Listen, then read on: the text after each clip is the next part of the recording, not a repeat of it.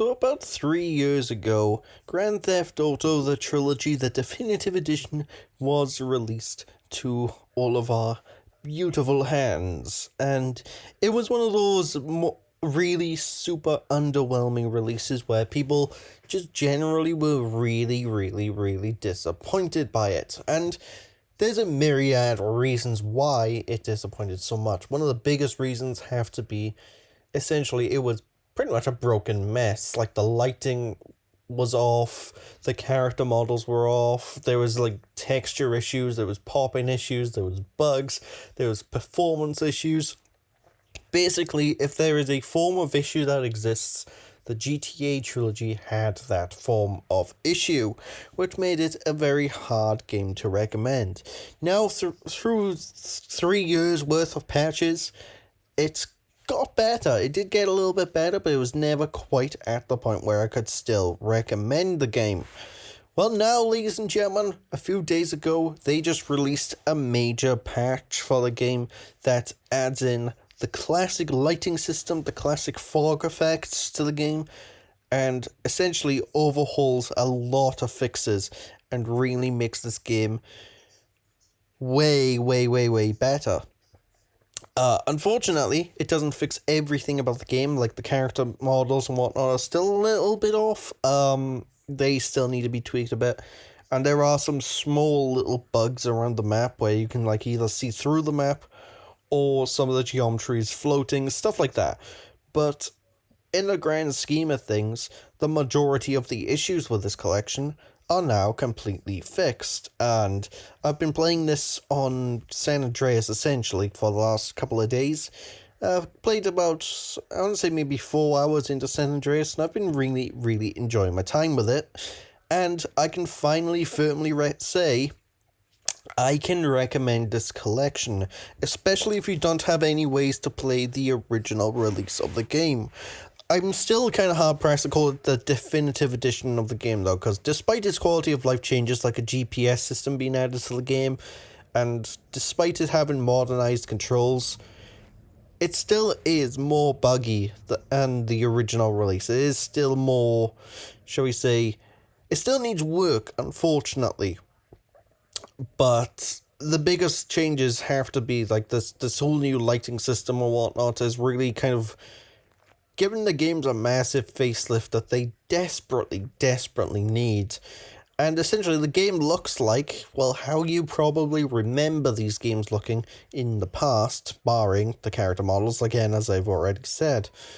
And even some of the animations have been fixed as well, and some of the environmental details have been touched up to be, well, not a garbled mess or broken. There's still plenty of AI upscale textures in the game, though. Still a bit, could be better, they're not the best. But everything is coming across very nicely so far, and again, I've been enjoying the game, and I've been very easily pressed to tell people it's actually playable now. My biggest complaints are still, like I said, the character models, some of the texture work needs some doing, but I'm hoping now Rockstar will continue to patch this game forward and actually make this truly the definitive way to play the game, because honestly, you only really need some small minor touches like changing one of the things I've said, and I could easily say this will be the definitive way to play these games from now on. Like, it's getting there, folks. It's getting there. We're almost at the point, and it's gonna be fantastic. What can I tell ya? Indeed. I have no idea why it took them 3 years, though, to release this thing, because, like, to put it into perspective, the original Grand Theft Auto San Andreas game took maybe, 2 years to develop? And now it's taken 3 years to get the game to be up to the standard it was originally when it launched, and it makes you scratch your head, really.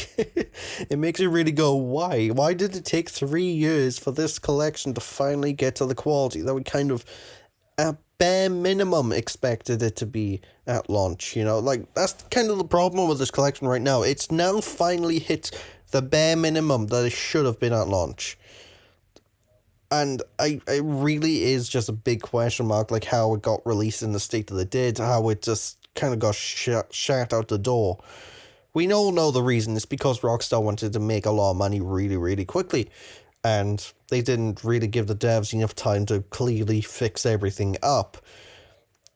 But I don't know, it's such a weird situation, because, like, you would think that once the game got shut out the door, they would go mad with fixing everything and getting everything up to the standard that the players and people buying the game want.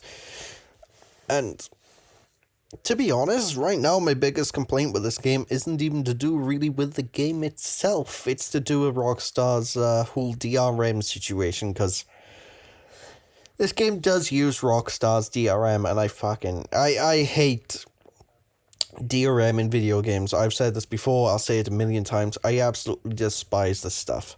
And unfortunately, this game on PC is no different. I need to be online to play this game. And I absolutely detest that. I think there is like a workaround. I think maybe I can just double click the executable maybe and not be able to play the game offline. I haven't really put that into practice yet. I need to test that out. I hope it works.